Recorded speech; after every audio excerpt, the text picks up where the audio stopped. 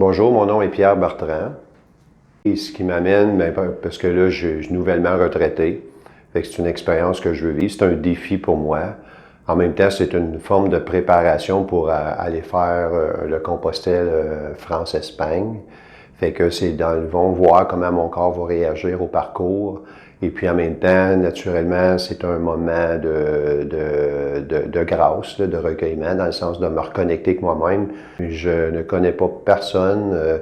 Je pars, j'ai aucune idée avec qui je vais marcher. Non. Mais je sais qu'il y a Diane ou un autre bénévole pour les premiers 5 kilomètres pour le départ. Puis on a une rencontre bientôt de préparation pour nous aider à le parcours puis nous donner de l'information sur les équipements. Mais je dis, pour les personnes, non, je marche pas avec un ami, je marche avec des étrangers qui vont devenir éventuellement des connaissances, puis peut-être des amis. Bonjour, je suis Céline Desjardins et j'ai réalisé que j'avais la forme physique, la santé, qui me permettait de faire de la marche de longue durée. J'ai toujours aimé marcher, mais la marche de longue durée, ça c'est plus nouveau dans ma vie. Et donc, comme je savais que ça existait, les chemins des Outaouais, et que j'étais capable de le faire physiquement, donc c'était devenu une suite logique. C'est facile d'avoir accès aux chemins des Outaouais. C'est à côté de la porte de chez moi. Et c'est pour moi comme le Compostelle du Québec, finalement. Ce que j'aime beaucoup quand je marche, c'est le fait de faire de l'introspection, le fait de faire le vide sur le quotidien, de pouvoir apprécier le moment présent, la nature, les odeurs, les images, prendre du temps pour moi, pour apprécier tout ce qui est autour, toute la nature, que je connais bien. Je fais le chemin en auto presque toutes les semaines depuis 25 ans, mais le faire à pied, c'est comme de découvrir un nouveau monde, finalement. Bonjour, je suis le père David Bergeron. On est de la cathédrale et c'est mon lieu de travail qui était aussi le lieu du départ de mon pèlerinage. Donc le dernier jour, on a essayé d'arriver ensemble en groupe et donc pendant les autres journées, on était à des rythmes différents, mais c'est une expérience d'arriver ensemble avec les 4 madames que je ne connaissais pas, mais on s'est bien connus. Donc, 2 cousines, la belle-sœur et puis la coiffeuse. On voit qu'elle ne m'a pas coupé les cheveux encore. Et donc, quand on est vers Montréal, à un moment donné, on peut voir l'oratoire au loin. Et ensuite, on le perd de vue. Et donc, vers la fin, vraiment avant de tourner à droite pour se rendre à l'oratoire, quelqu'un s'est approché de nous et a commencé à marcher avec nous. C'était quelqu'un qui avait un petit accent. Et puis, il m'a dit qu'il venait de l'Ukraine. Et puis, en continuant de marcher, en utilisant beaucoup mon bâton de hockey parce que j'étais fatigué pour me supporter, à la fin, lorsque lui continuait sur son chemin et que nous, on devait tourner, il a voulu me montrer la petite croix qu'il portait sur son cœur. Et il a voulu me dire que cette croix-là, même si lui est ukrainien, l'inscription est en russe. Et donc, oui, c'est compliqué la vie. Oui, on est tous un peu malades et on a besoin de la guérison. Donc, pour lui-même, c'était important de dire cette inscription qu'il avait sur son cœur et qu'il priait pour la paix. Il y a 2 ans, j'ai été approché pour organiser de faire sonner les cloches qui encouragent les départs à tous les jours et en même temps de faire une célébration. Et j'ai offert de célébrer la messe. Et donc, on avait quelques pèlerins. Et donc, cette fois-ci, c'était la 2e année. Et pas seulement je célébrais la messe pour les pèlerins qui partaient, mais en sachant que dans quelques jours, c'est moi qui partais aussi.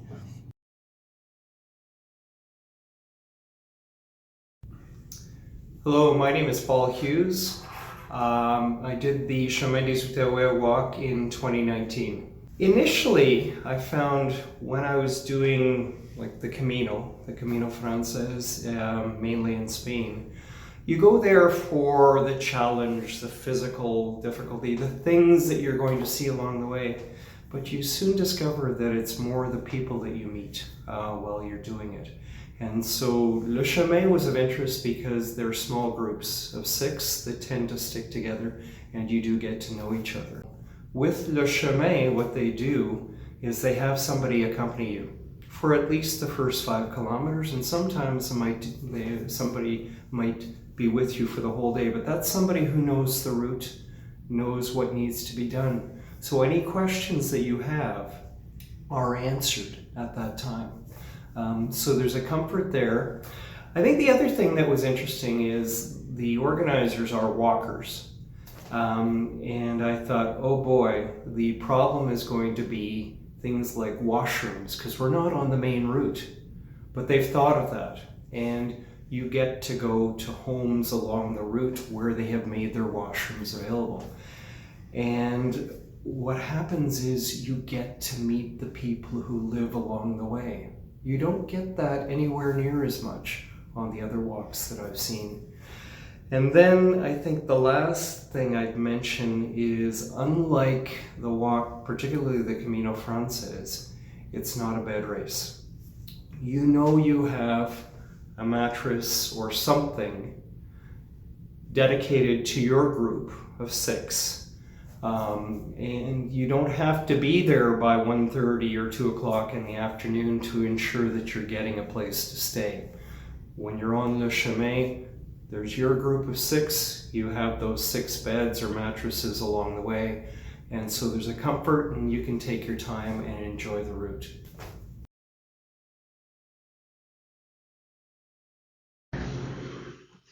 En regardant en ligne, justement, on a trouvé des chemins, dont le chemin des Outaouais qu'on a fait 2 fois en passant.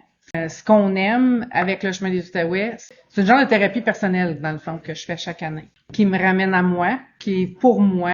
Moi, ça m'apporte une sorte de légèreté. Quand je marche, je me sens légère. Je suis une personne anxieuse de nature, mais quand je marche, je me sens calme. J'ai pas de stress.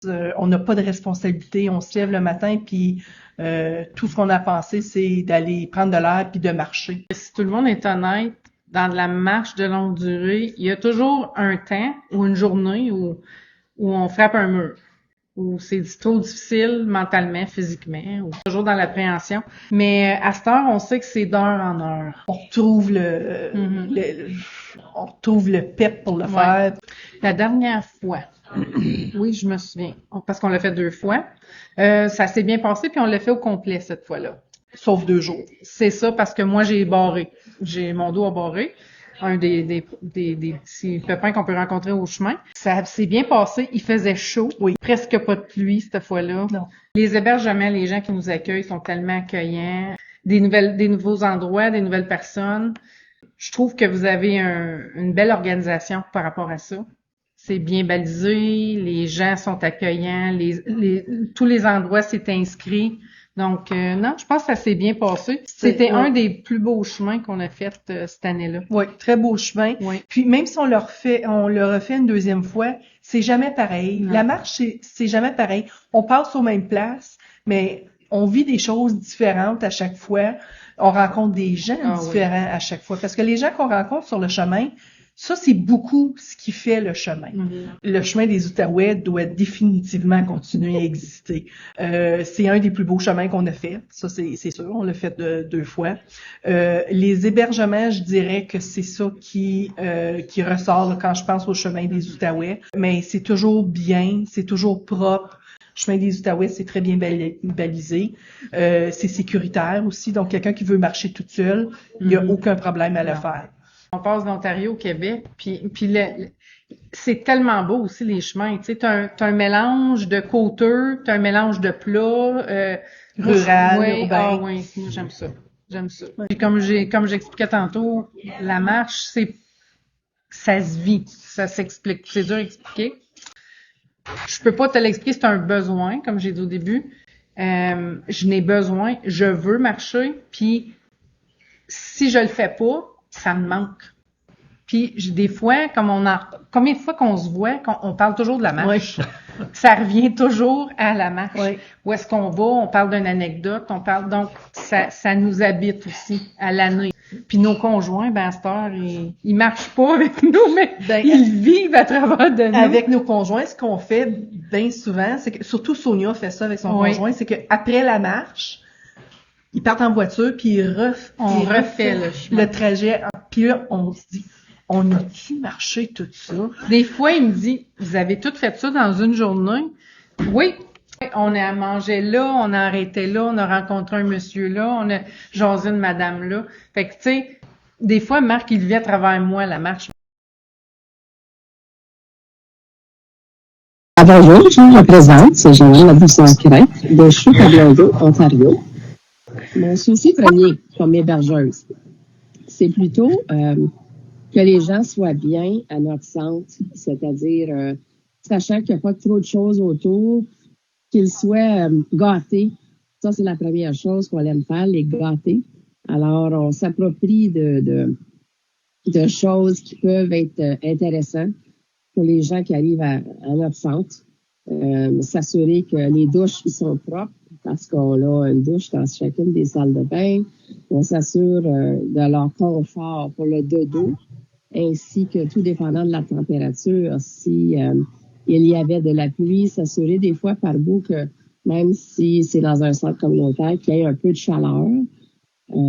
Et puis aussi, au niveau de leur confort, les assurer qu'on a quelque chose pour eux, c'est-à-dire on s'est occupé de faire une petite cuisine avec des choses à faire aux gens, car dans notre région, il n'y a pas de dépanneur en cours. Ça fait qu'on ne voulait pas qu'ils soient démunis dès le lendemain non plus pour faire la route. Alors, notre souci premier, c'était le bien-être des gens. Bonjour, je suis Mariette Desrochers, missionnaire de Christ-Roi. Alors, je suis heureuse d'accueillir depuis 20 ans les marcheurs de l'Outaouais, Montréal. Je me souviens des premiers qui sont venus, Monsieur Rodolphe. Alors, si Monsieur Rodolphe est encore là, bonjour Monsieur Rodolphe, toujours bienvenue. Personnellement, ça m'apporte beaucoup, parce que c'est toujours des nouveaux visages que je rencontre ou des anciens qui reviennent, mais c'est toujours du nouveau, des frères et des sœurs que j'accueille, que j'accompagne, et l'échange qu'on a entre nous, à partir d'un sourire, de l'accueil, on va beaucoup plus loin ensemble. Mais je voudrais remercier depuis ceux qui ont permis de faire ces marches-là aux gens, parce que dans notre vie, c'est toujours une marche qu'on avance. On n'est jamais, il ne faut pas jamais regarder en arrière, sinon on tombe en statut de sel. Il faut toujours avancer, puis avec des difficultés, on avance dans la vie pour aller plus loin. Alors, il faut toujours avoir une vision, et ça permet aux gens d'avoir une vision. Puis de marcher avec des gens aussi, souvent que vous connaissez pas, et petit à petit, parce que notre humanité actuellement, on ne se connaît pas les uns les autres, les voisins, mais on apprend à se connaître, puis à s'accepter, puis finalement à créer vraiment, quand on voit, là, vous arrivez ici après 11 jours, là, alors qu'est-ce qui arrive? Il y a un lien d'unité qui est là. Déjà, il y a une belle famille qui est là, qui est unie. Alors ça, c'est mon plus grand cadeau.